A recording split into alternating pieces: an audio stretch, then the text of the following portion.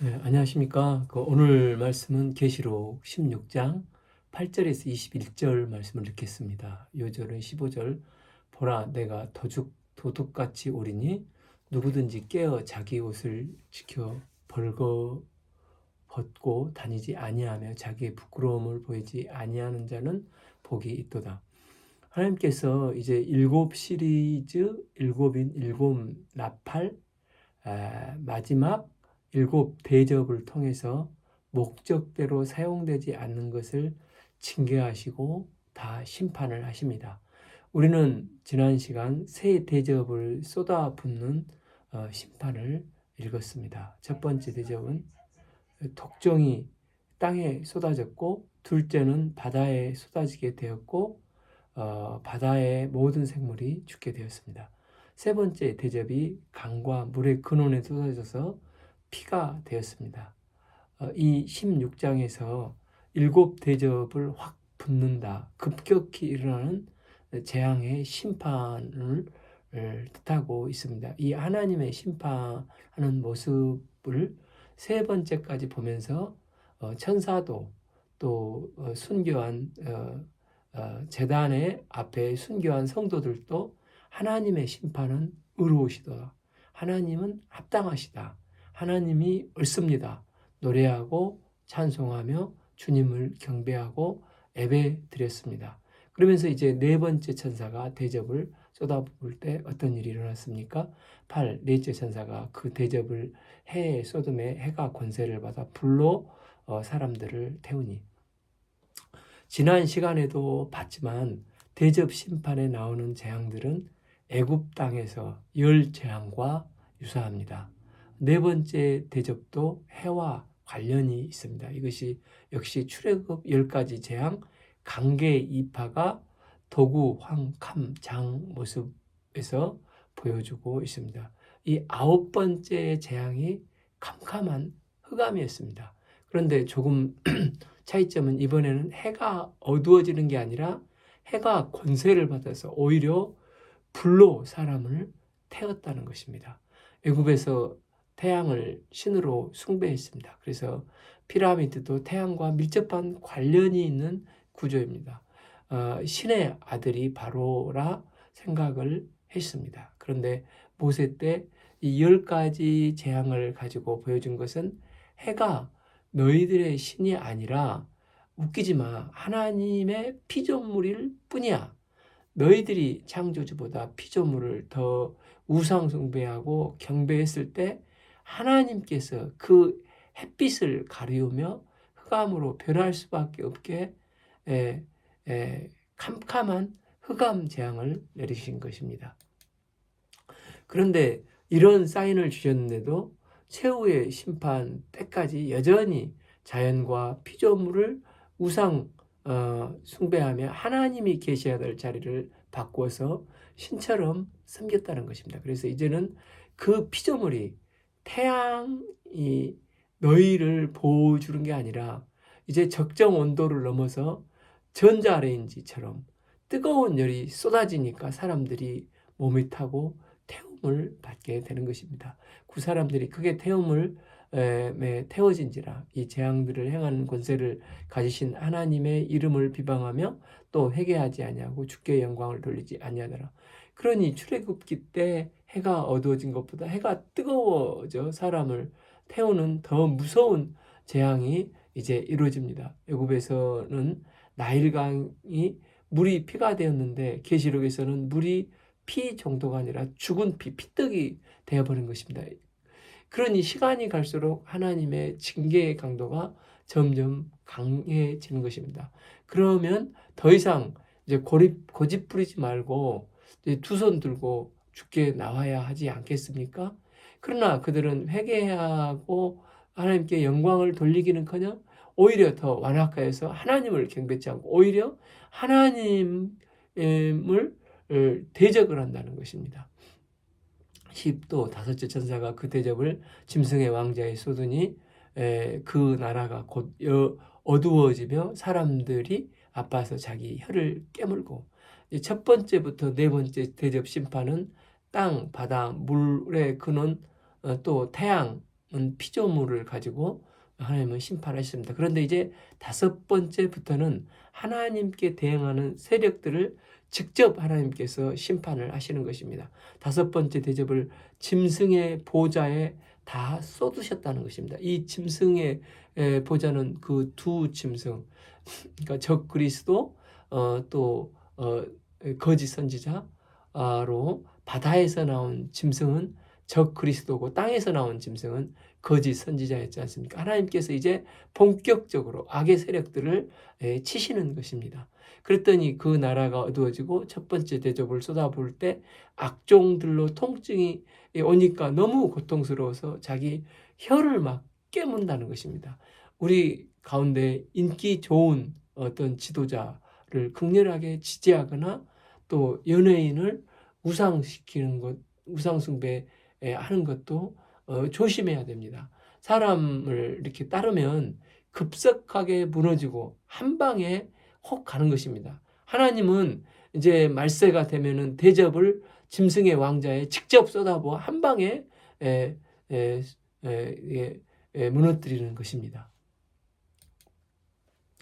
그런데도 그 적 그리스도는 11절 보면 아픈 것과 종기로 말미암아 하늘의 하나님을 비방하고 그들의 행위를 회개하지 아니하더라. 하나님이 마땅히 받으셔야 할 예배와 경배를 중간에 적 그리스도 이 짐승들이 가로채며 하나님을 비방했다는 것입니다. 그래서 얼마나 이제 완악한지 9절에서도 회개치 아니하였더니 지금도 그들의 행위를 회개치 아니하는 것을 계속해서 점점 더 완악하게 반박하고 있는 것입니다. 악한 자들은 하나님을 징계를 받아도 끝까지 이를 드륵드륵 갈면서 마치 바로와 같이 점점 강팍해지고 회개치 않는 것을 보게 됩니다. 그래서 그들은 어떻게 합니까? 12또 여섯 천사가 그 대접을 큰 강 유브라데의 소돔의 강물이 말라서 동방에서 오는 왕들의 길이 예비되었더라. 13.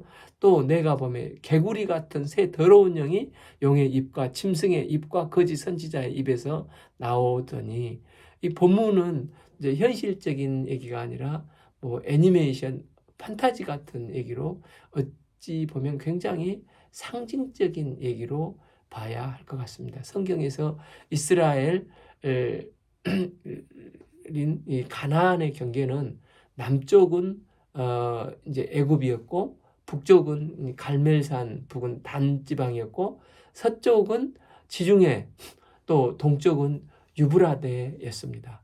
그래서 신명기 11장 24절을 보면 너희의 발바닥을 밟은 곳은 다 너희의 소유가 되리니 너희의 경계는 곧 광야에서부터 레바논까지와 유브라데 강에서부터 서해까지더라 했습니다. 여기서 유브라데 강이라는 것은 이 바벨론 이 갈대아 우르로부터 쭉 이제 올라가면서 그 강이 이렇게 있습니다. 그 유브라데 강 건너편에 가나안 땅이 되는 것입니다. 그래서 어떤 의미에서 바벨론 땅과 가나안 땅의 경계를 이루는 게 유브라데 강이었습니다. 하나님께서 아브라함에게 너는 본토 지적 아비 집을 떠나 내가 지시할 땅으로 가라 하시면서 이 우르의 그 강 이편에 있는 아브라함의 가족을 내가 지시할 땅으로 가라고 해서 아브라함을 갈대아 우르에서 뽑아 유브라데 강을 건너게 하셨습니다. 그런데 그 건너기 바로 직전 하란에 이게 도착을 했습니다. 그런데 이제 11장 창세기 11장 마지막 장을 보면 아버지 데라가 우르에서 떠났으면 됐지 굳이 강을 건널 필요가 있겠냐 하면서 민기적거리고 안 가니까 하나님께서 그 데라를 데리고 가셨습니다. 그래서 이제 12장 이제 1, 2절을 봐보면 내가 내게 지시할 땅으로 가라 이랬을 때 아버지의 죽음을 보면서 아브라함이 유브라데 강을 건너서 가나안 땅으로 이제 입성하게 됩니다. 그래서 보통 히브리인이라는 말은 유브라데 강 건너온 사람들로 바벨론을 강 저편이라고 말하면서 그곳의 세계는 악한 세계로 성경은 묘사를 하고 있습니다. 하나님은 악한 세계에서 약속의 땅 가나안 땅으로 가도록 하셨고 그 약속대로 그 후손들을 그곳으로 축복하셨습니다. 그래서 이 유브라데 강은 악한 세력과 하나님의 택하신 곳과의 경계를 이루는 땅이라고 할 수 있습니다. 그런데 이 유브라데 강이 흐를 때는 서로 경계가 뚜렷했는데 이제 6번째 대지업이 쏟아지니까 유브라데 강물이 다 말라져서 이제 저 바벨론 지역 동쪽의 왕들이 유브라데 강을 쉽게 넘어올 수 있는 상태가 되어 버린 것입니다.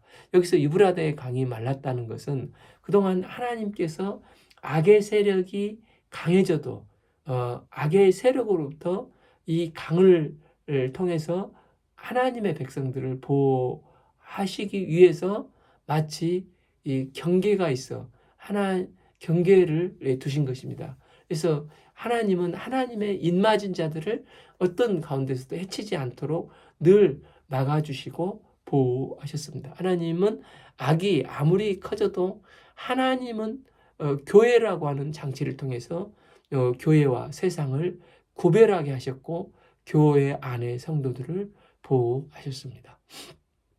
그 경계를 성경은 거룩으로 구별을 했습니다. 그 예수님의 보혈의 피를 믿을 때 내가 거룩한으로 칭함을 받고 하나님과 바른 관계를 맺고 하나님의 도움을 받는 삶을 살았습니다. 그래서 데살로니가 전서 4장 3절은 하나님의 뜻은 이것이니 너희의 거룩함이라. 교회도 개인도 거룩해지면 힘이 있지만 거룩이 깨지면 더러워지면 아무런 힘을 쓸 수 없습니다. 하나님이 내게 주신 십자가, 하나님이 내게 주신 사명, 하나님이 내게 주신 영적인 환경, 내게 주신 사람이 제일 보기 좋은 것입니다. 그래서 예를 들어서 그 사람을 생각할 때 수가성 여인이 5명의 남편을 만났지만 다 아니라고 하지 않습니까? 하나님이 내게 주시고 맡겨주신 게 제일 중요하고 소중하고 감사한 일입니다. 그럴 때 그곳에서 제일 중요한 것은 어떤 선택이 아니라 이미 주신 것을 능히 감당할 능력을 덧입는 것입니다. 감당할 수 있으면 그 안에 또 자유함이 있고 뭐든지 그 안에서 할 수 있고 감사함으로 거룩한 삶을 살아낼 수 있는 것입니다. 이게 하나님 안에서 보호받는 거룩한 삶입니다. 그런데 이제 이 6대접이 쏟아지니 교회와 세상이 구분이 무너져 버리게 된 것입니다. 그래서 악한 세상의 물결이 물밀듯이 이제 가나안 땅으로 들어올 수 있는 조건이 형성되어 유브라데 강이 말라서 동방에 오는 왕들의 길이 예비되었고 이제는 거룩히 없어지니 교회인지 이게 세상인지 구분이 안 되는 상태가 되어버린 것입니다. 이것은 이렇게 해석도 되는데 예수님께서 이제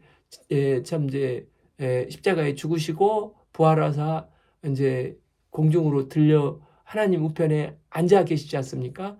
그런데 하나님의 때가 되어서 이제 공중에서 재림하시게 되면 예수 믿다가 죽었던 성도들도 육신은 땅에 묻혀 있었지만 영혼은 죽자마자 낙원에 우리 부활의 주님과 함께 있다가 낙원에 있던 영혼들이 주님의 재림과 함께 공중 재림을 하게 됩니다. 그러다 보면 땅에 있던 육체가 부활하게 되어서 주님과 함께 오는 영들과 결합이 되어서 영광의 몸, 신령한 몸으로 부활하게 되는 것입니다. 그리고 땅에 그때까지 살고 있던 성도들은 어떻게 되냐면 공중으로 들림받게 휴거되게 됩니다. 이미 죽었던 성도들도 신령한 부활의 새 몸을 입게 되어 주님과 함께 공중에 있는 것이고 살아있던 성도도 공중으로 들림받아 주님과 함께 거하게 됩니다. 그래서 이제 밑에 땅에 있는 자들은 가라지와 쭉정이들만 남아있게 되는 것입니다. 또 이 땅에 하나님의 율법은 가지고 있어도 언약가시고 말씀대로 예수님께서 이 땅에 오셔서 십자가에 죽으시고 부활 승천하시기까지 하셨는데도 이 메시아 예수님을 믿지 않는 유대교 유대인들도 휴거되지 못하고 이 땅에 남아 있어서 이게 지금 여섯 대접이 쏟아지는 일을 당하는 것입니다. 그런데 지난 시간에 물이 용이 물을 확 쏟았을 때 땅이 물을 삼켰다고 했지 않습니까? 그 사건이 바로 휴거 사건인데 믿지 않는 자들이 공중에 들림을 받아 믿는 자들이 이제 공중으로 들림 받아 올라가 버리니까 이제 이 일곱 대접의 재앙과는 상관이 없는 상황이 되는 것입니다. 그래서 용이 자신이 이 핍박할 대상이 갑자기 휴거되어 사라져 버리니까 이제 누구를 핍박할까? 누구를 핍박해야 하나님께 심각한 타격을 줄 수 있을까 하고 둘러보니까 아직 남아있는 이런 쭉정이 또 가라지 또 유대교 유대인들이 남아있는 것입니다.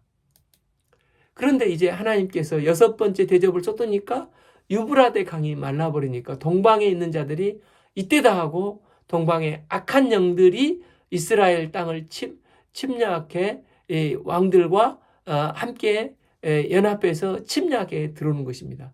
그러니까 문자적으로 보면 이렇다는 것입니다. 그래서 진짜 영적 교회는 주님과 함께 다 들려 올라가 버리고 지금은 쭉정이들과 유대교 유대인들만 남아있는 것입니다. 그런데 이 유브라데 강에서 전쟁을 일으키는 원흉이 누구입니까? 13절 또 내가 보매 개구리 같은 새 더러운 영이 용의 입과 짐승의 입과 거짓 선지자의 입에서 나오니 여기서 개구리 같은 더러운 영은 어디서 나오냐면 용의 입과 두 짐승의 입 그러니까 거짓 선지자 이런 입에서 나오는 것이라는 것입니다. 이 영들이 나와서 이 귀신의 영들이 기적을 행한다는 것입니다. 14 그들은 귀신의 영이라 이적을 행하여 온 천하 왕들에게 가서 하나님 곧 전능하신 이의 큰 날에 있을 전쟁을 위하여 그들을 모으더라. 그러니까 오늘날 또 푸틴이나 또 시진핑이나 또 지난번에 그 미국과 전쟁하면서 죽은 이란 하메네이 같이 세상의 권력을 잡은 자에게 이제 이 더러운 영이 붙어서 이적을 보여주면서 예수가 자기가 사랑하는 사람들만 이미 데리고 휴거돼 버렸으니 우리만 이 땅에 내팽겨졌는데 우리만 당할 수는 없지 않느냐. 저 예수를 미사일로 쏴든지 천국에 핵폭탄이라도 터뜨려서 이게 타격을 주자 하면서 나도 또 이런 하나님과 같이 되는 능력이 있다 하면서 이들을 미혹한다는 것입니다. 이걸 보면 귀신의 세력, 이 사탄의 세력은 정말 만만히 볼 게 아닙니다. 사탄은 하늘에서 불을 내리기도 하고 이적도 행한다는 것입니다. 이런 기적을 행하는 더러운 새 영이 용의 입과 두 짐승의 입에서 나오는 개구리 영, 귀신의 영이라는 것입니다. 여기서 새 영이 개구리 영이라고 했는데 이 개구리도 출애굽기 10가지 재앙 중 두 번째 개구리 재앙이 등장하지 않습니까? 이 파충류인 개구리는 레위기를 보면은 부정한 동물입니다. 그런데 하나님은 부정하다 했는데 애굽 사람들은 이 개구리를 신성한 생물로 여겼고 또 우상 숭배를 했습니다. 특별히 애 못난 어린이들 여인들이 이 개구리 형상으로 만들어진 우상에게 빌면 임신을 했다는 것입니다. 그런데 여기서 개구리의 형상의 영들이 천하의 왕들을 미혹해서 예수님을 대적하고자 한다는 것입니다. 그런데 시편 2편에서도 보면 천하의 임금들이 모여서 우리가 하나님과 그 아들 메시아를 대적하고 힘을 합치는 장면이 나오지 않습니까? 그런데 그 모습을 하늘에서 보신 하나님께서 비웃으시고 그들을 철장 깨뜨리 철저히 무너뜨리고 심판하신다고 했습니다. 마지막 종말에도 이런 똑같은 일이 벌어지게 되는 것입니다. 세상 임금들과 이 더러운 영들은 짐승들과 똘똘 뭉쳐서 하나님을 대적하고 죄 이름하신 예수님을 대적하지만 그럴 때 하나님께서 위에서 내려보시면서 얼마나 껄껄 웃으면서 가소롭게 여기시겠습니까? 그러면서 더러운 영의 지배를 받고 자기들끼리 대오를 형성해서 하나님께 대적하려고 하는 것입니다. 그런데 갑자기 무슨 얘기가 또 나옵니까? 15. 보라, 내가 도둑같이 오리니 누구든지 깨어 자기 옷을 지켜 벌거벗고 다니지 아니하며 자기 부끄러움을 보이지 아니하는 자는 복이 있도다. 이렇게 도적같이 오셔서 공중에 재림하실 때 들림받지 아니하고 땅에 계속 그대로 남아있으면 강물이 다 마르고 전쟁의 소용돌이 속에 휘말리며 또 거기에 동조해서 하나님을 대적하게 되면 이들은 마지막 이제 멸망의 심판으로 그들은 영원히 멸망함으로 복이 없는 자들입니다. 그래서 주님이 도적같이 오실 때 대적하 도적같이 임하시는 것으로 느껴지지 않으려면 내가 깨어 자기 옷을 입고 있어야 한다는 것입니다. 그리고 자기의 부끄러움을 보이지 않는 자가 복이 있다는 것입니다. 요즘 세상에서 옷 벗고 다니면 경범죄로 다 체포되지 않습니까? 그러면 이 옷을 빼앗기지 아니하고 벌거벗고 다니지 않는다는 것은 무슨 뜻일까요? 이 갈라디아서 3장 27절을 보면 그리스도의 옷을 입는 것이라고 했습니다. 또 그래서 우리는 그 믿음의 옷을 입어야 합니다. 또한 뒤쪽에 그 19장 17절을 보면 우리가 즐거워하고 크게 기뻐하며 그에게 영광을 돌리며 어린 양의 혼인 기약에 이를 것을 준비하는 것입니다. 이 어린 양의 혼인 잔치에 참여하려면 이제 예복을 입어야 하는데 그런데 그 예복이 빛나고 깨끗한 세마포인데 이 세마포는 앞에 8절을 보면 성도들의 옳은 행실이라고 했습니다. 그러니까 예수님이 재림하실 때 우리 성도가 그러니까 이 8절이 19장 8절을 얘기를 하죠. 그러니까 예수님이 재림하실 때 우리 성도가 예복을 준비하게 되는데 그러니까 뭐 이건 뭐 웨딩센터에 가서 예쁜 옷을 사 입고 또 뭐 산 꼭대기 가서 아멘 주여 오시옵소서 이렇게 하는 게 아니라 이 세마포는 성도들의 옳은 행실입니다. 그래서 우리는 주님 오실 때 다른 신앙인의 삶을 옳게 사는 게 이 땅에서 살아야 하는 것입니다. 주님 오실 때 우리가 신부로 준비된 것은 이제 그 일곱 교회 그처럼 또 14장의 영원한 복음은 하나님께 영광, 하나님께 경배하는 것이라고 하지 않았습니까? 그래서 이제 고린도전서 10장 31절을 보면 그런즉 너희는 먹든지 마시든지 무엇을 하든지 하나님의 영광을 위해서 하라고 했습니다. 이게 그 성도의 옳은 행실입니다. 그런데 세상 사람들은 어떻습니까? 먹고 마시고 자기 쾌락을 위해서 살아갑니다. 그러나 우리 성도는 먹든지 마시든지 시집을 가든지 장가를 가든지 직장 생활을 하든지 어떻게 하면 하나님을 기쁘시게 할까? 어떻게 하면 하나님께 영광을 돌릴까? 하나님의 영광을 위해서 근본적으로 사는 삶이 예복이 준비된 삶이 되는 것입니다. 때문에 믿는 우리는 예수님께서 언제 오시든 당황할 필요 없고 평소 하는 대로 우리가 말씀 보고 또 새벽 기도하면서 늘 또 말씀을 내 삶에 적용시키는 삶을 사는 것이 준비된 삶입니다. 그때 이미 공중에 들림 받아서 지금 이 땅에서 벌어지는 일들과 상관이 없고 이 모습을 유리 바다로 지켜보는 삶을 살게 됩니다. 그러나 그때 준비되지 않는 자들은 어디 가서 싸우게 됩니까? 16절 영이 히브리어로 아마겟돈이라 하는 곳으로 왕들이 모이더라.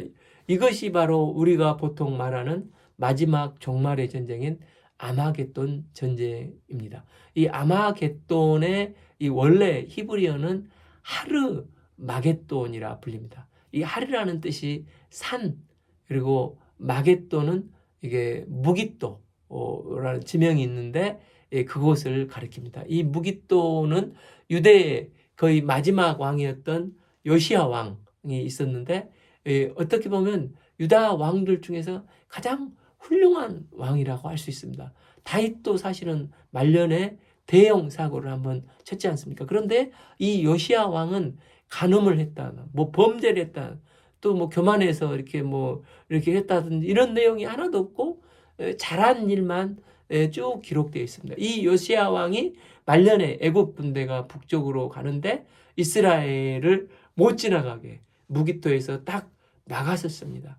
그래서 애굽 왕이 왜 나를 막아서냐? 나는 지금 너희들과 싸우려는 게 아니라 아수르를 도와서 바벨론을 치러 가는데 너 비켜라. 그렇지 않으면 죽는다 하니까 요시야 왕이 나는 그렇게 할 수 없다 해가지고 39세 때 그곳에서 죽은 장소가 이 무깃도였습니다. 이 무깃도는 군사적으로 또 전략적으로 굉장히 중요한 요새였습니다. 이 요새의 산이 하르 언덕이었는데 마지막 계시록 전쟁도 아마 요시야가 싸웠던 그곳에서 최후의 전쟁이 벌어지지 않을까 이렇게 생각을 하는 것입니다.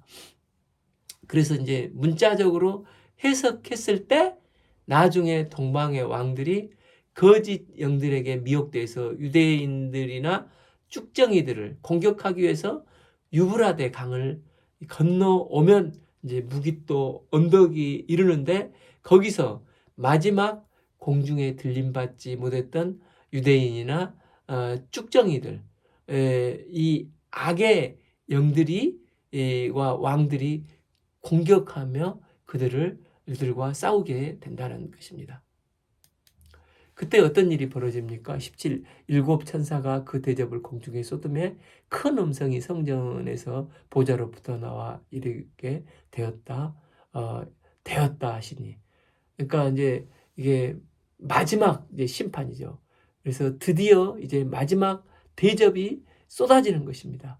우리의 마지막 대접이 공중에서 쏟아진다는 것입니다. 이것은 사단이 에베소 2장을 보면은 2절 그때 너희는 그 가운데서 행하여 이 세상 풍조를 따르고 공중의 권세 잡는 자를 따랐으니 곧 지금 불순종의 아들 가운데 역사하는 영이라. 그때 공중의 권세 잡는 자인 사탄의 본거지인 공중을 하나님께서 직접 치시는 것입니다. 그래서 사탄이 하나님을 공격하려 하니까 하나님이 공중에서 하나님의 대접을 확 쏟아버리는 것입니다. 이렇게 쏟아버리게 되면 이제 악한 세력들은 영원히 진멸당하게 되는 것입니다. 이렇게 마지막 대접이 쏟아지니까 무슨 음성이 성전 보좌로부터 들렸다는 것입니까? 이르되 되었다 하시는 것입니다. 그러니까 예수님께서도 이제 십자가를 지시고 가상 치료해서 마지막으로 하신 말씀이 다 이루었다 이시지 않습니까? 지금 이제 일곱 대접이 다 쏟아지게 되면 하나님의 의로운 심판, 인류 구속의 심판, 구속 역사가 완전히 이제 끝나고 완성되어지게 된다는 것입니다. 그러면서 일곱 대접이 쏟아질 때 나는 어떤 현상이 있습니까? 18 번개와 음성들과 우레소리가 있고 또 큰 지진이 있어 얼마나 큰지 사람이 땅에 있어 온 아래로 이같이 큰 지진이 없더라. 또한 19 큰 성이 세 갈래로 갈라지고 만국의 백성들도 무너지니 큰 성 바벨론이 하나님 앞에 거역하신 바 되어 그의 맹전한 진노의 포도주잔을 받으매.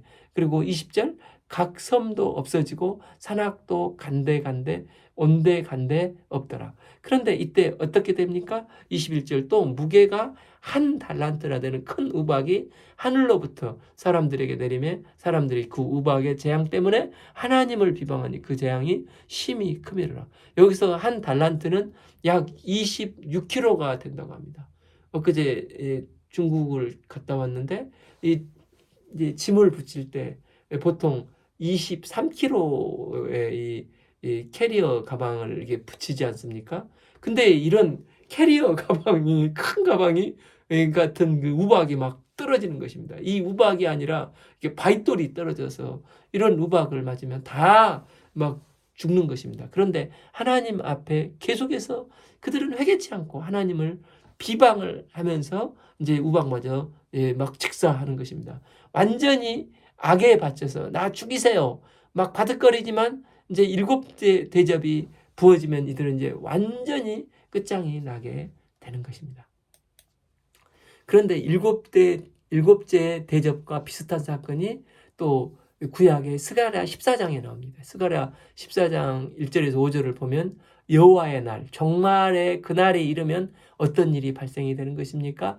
14장 2절 내가 이방 나라들을 모아 예루살렘과 싸우게 하리라. 아까 열국의 왕들이 모여서 예루살렘 이제 유브라데를 건너서 예루살렘과 싸우게 된다고 했지 않습니까?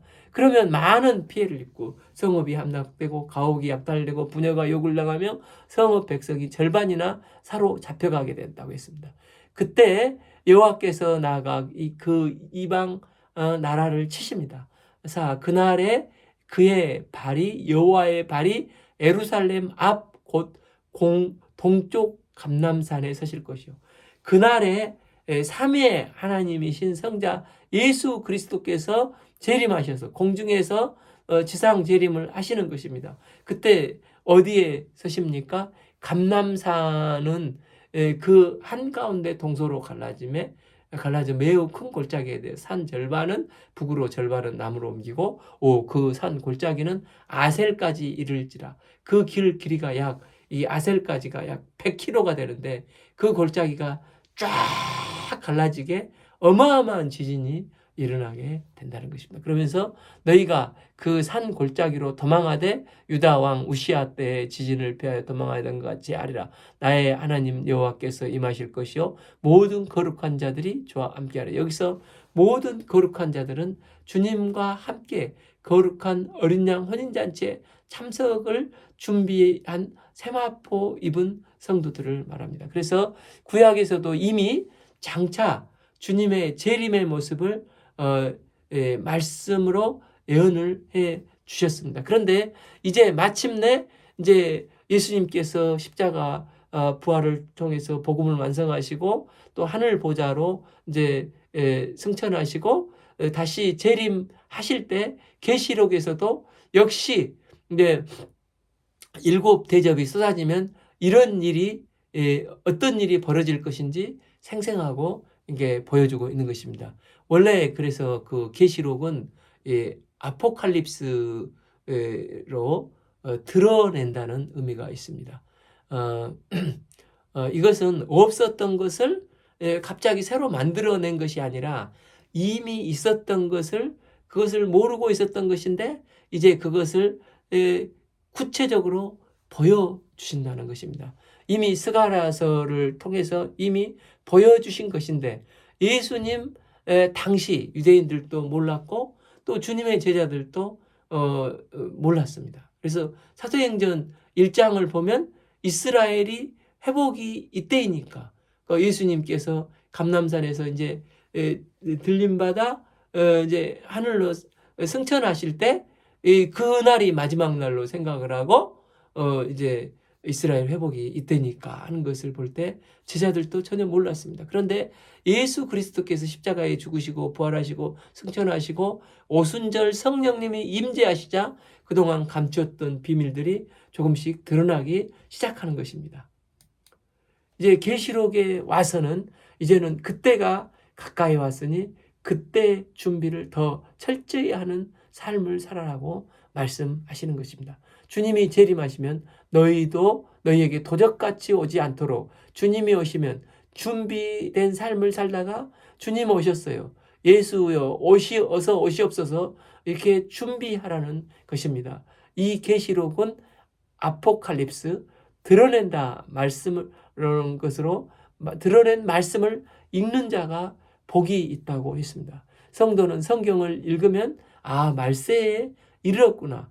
그래서 하나님의 인류 구속 역사를 이루어 가시는데 내가 이 말세에 이 땅에서 옳은 행실로 항상 준비된 삶을 살아야 한다는 것입니다. 우리가 기도업기는 말세의 지말에 모든 일이 있어서 옳은 행실로 하나님을 경외하고 하나님께 영광을 돌리고 하나님의 어린 양 예수님 혼인잔치를 준비하는 복된 삶을 이 땅에서 살아낼 수 있기를 기도합니다. 오늘 말씀은 계시록 16장 8절에서 21절 말씀을 읽었습니다. 감사합니다.